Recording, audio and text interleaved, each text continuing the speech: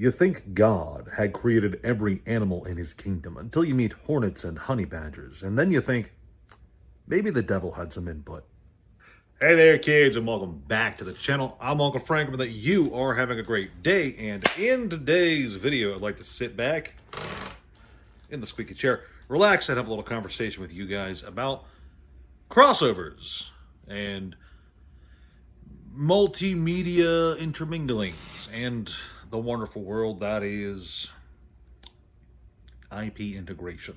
You see, earlier today, me and some buddies were talking about what kind of tabletop RPG we'd like to play next, and the subject of the World of Warcraft game was brought up, with the boys generally agreeing that they'd like to have a run-through of World of Warcraft. I did not have a book for the game, but one of them provided it.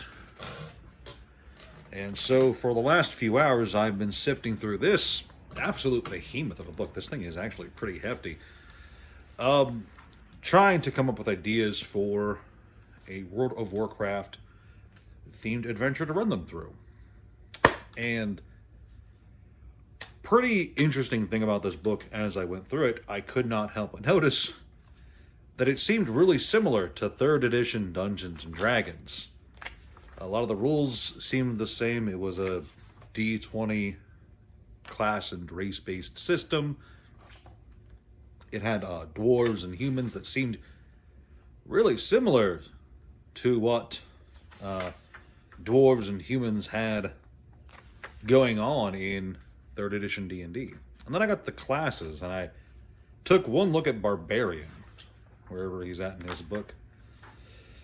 And there we go. Barbarian. I was looking at the Barbarian class table, sifting through this book, and it finally hit me. This book is not similar to, these rules are not similar to D&D 3rd edition. This is D&D 3rd edition. The Barbarian class in this book is 1-to-1 for the Barbarian class in basic D&D for 3rd edition. And I don't know why it took me all the way until classes to finally let it click, but this is a D20 OGL based product. It's licensed by Blizzard, produced by Sword and Sorcery Studios, but for all intents and purposes, it's fully compatible with Dungeons and Dragons 3rd edition. So if I wanted to, and the guys were in a D&D mood, this could just be a nice D&D 3rd edition supplement. And as I realized that, and I really am shocked that it took me almost 2 whole chapters into the book going, oh, this all seems kind of familiar, to finally let it click that, yeah, there were a lot of crossover products throughout D&D's life cycle, not just the World of Warcraft book, but here we have got one for Diablo. Got a book for Diablo. It's not nearly as big as the World of Warcraft book, but it's there, and it's less blatant. It's more blatantly a D&D product. And I just wanted to talk for a bit about why I think some people are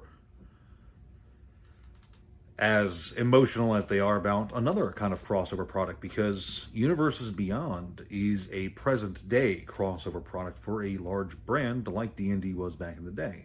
You see, a lot of people are pretty upset about Universes Beyond, both in terms of its price tag, but in terms of how they feel it affects Magic the Gathering as a game. And as I'm going through, sitting through these World of Warcraft and Diablo books for D&D, a version of D&D that I'm very fond of,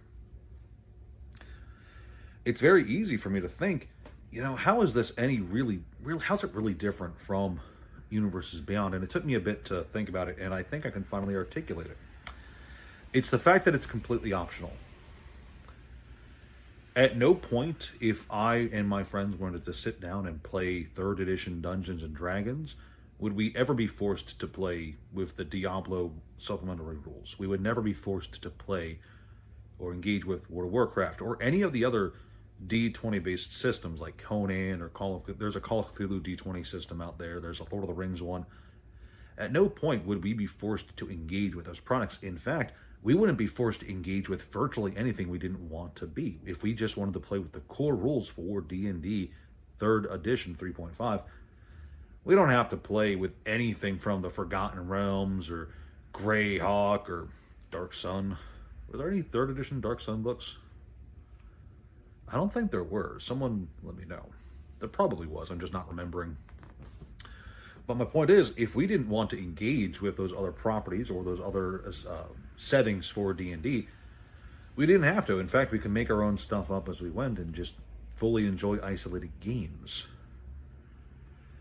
If you're a fan of Super Smash Brothers, okay, or I should say, if you're a fan of The Legend of Zelda, I'm on a Zelda kick.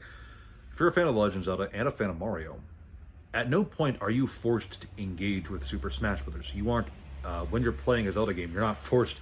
Ganondorf at no point says, okay, Link, you've almost beaten me. Now you have to take me to Final Destination. 1 life, no items. At no point are you forced to engage with some other part of the hobby just to enjoy what you enjoy. Universes Beyond is a bit different.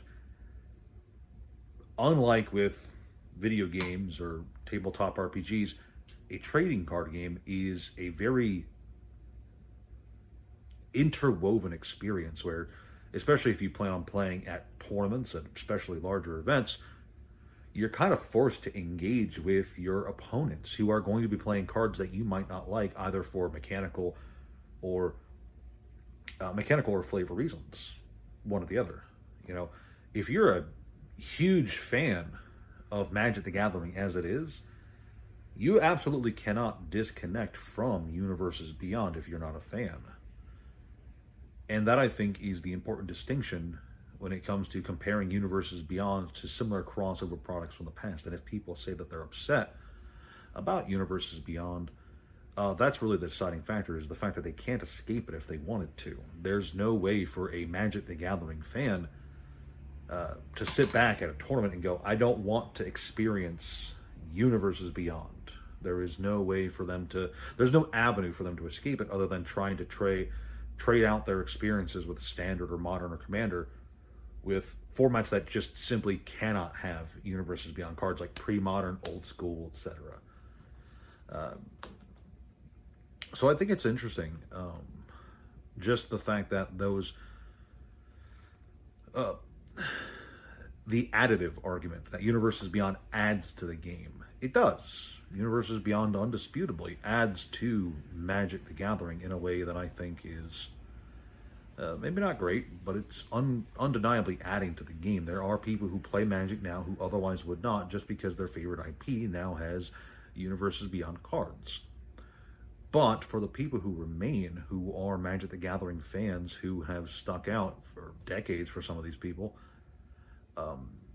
to them, Universes Beyond is not additive, it is exclusively subtractive, because they feel like they are locked out of enjoying a game that they love, just because they don't want to engage with Universes Beyond as a product.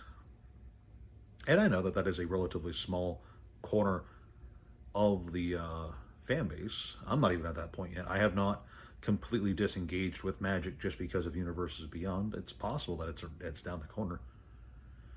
But I just wanted to point out that, you know, for most other forms of entertainment, you can choose what you engage with. But for card games, especially interconnected ones like Magic, Pokemon, Yu-Gi-Oh!, it's a social interaction. You kind of have to engage with whatever someone else is playing, whether you like it or not. So where's this all going? Nowhere. This is not a video with a lesson. This is just me having a conversation with you guys here in the garage at 11 o'clock at night. And I just wanted to say, you know, a lot of the people out there like to argue for or against Universes Beyond, but at the end of the day, I think it just comes down to the fact that some people feel trapped by it now. Whether they like it or not, they're stuck with it. And this is not like The Legend of Zelda. This is not like Dungeons and Dragons, and this is not like pretty much any other property you can engage with, card games, video games, etc. Because, let's go back to Legend of Zelda for a bit. If I'm a Legend of Zelda fan, and Super Smash Brothers releases, and there's a whole big crossover with a bunch of characters I don't like for whatever reason. Let's just say I hate Bayonetta for whatever reason. I don't actually hate Bayonetta, just so you guys are aware. I do not hate Bayonetta. But let's say that there's a huge crossover and I don't want to engage with Bayonetta in my Zelda games, so I never play Smash Brothers. No future Zelda games are going to have Smash Brothers characters in it, or at least you'd hope it doesn't. More to the point, the Zelda games that already exist surely don't have those. So at any point in the future, if I want to get back in the series, even if I'm not a huge fan of what it's gone, I can play my games knowing with some comfort that those Smash Brothers characters aren't going to be there. Meanwhile, if there comes a day where some people who quit Magic the Gathering come back because miraculously they've stopped making Universes Beyond sets, they just stopped being profitable, and Wizards of the Coast has stopped doing these licensing deals, those cards are still going to be there, and the fans of those cards are still going to be there long after Universes Beyond as a product line ends, if it ends. I don't know if it will at this point. Universes Beyond is now permanently intermingled into Magic the Gathering's identity. These cards aren't going to go away, and these crossovers and the mechanics and the flavor that they bring are now part of the game, just like how when Planeswalkers were first introduced during the original Lorwyn block. That's a change that you can't really take away beyond jumping ship to a format that just excludes them entirely. And I've said it before and I'll say it again, exclusionary formats aren't necessarily good unless you have a tight-knit community for them. I love old school 93, 94, for instance, but they really do need to have a good community to keep going for any reasonable amount of time. So at the end of the day, you know, we're in a situation that I really do understand where a lot of people are choosing to opt out of Magic the Gathering going forward because they feel like otherwise they're trapped with a product they no longer enjoy, regardless of how others feel about it. So I feel like this was a bit of a downer video. This started off over the World of Warcraft thing. I'm not entirely sure how it got to be such a downer video. I suppose the real moral of this story is, did you guys know that there was a World of Warcraft tabletop RPG? It's a thick book. It's got nice art. All right, thank you guys for sticking around for one of my crazier ramble rants. I hope you enjoyed the video or gleaned something from it. If you did, please do a like, share, comment down below, subscribe to the channel. Thank you so much for watching, and I'll see you guys next time.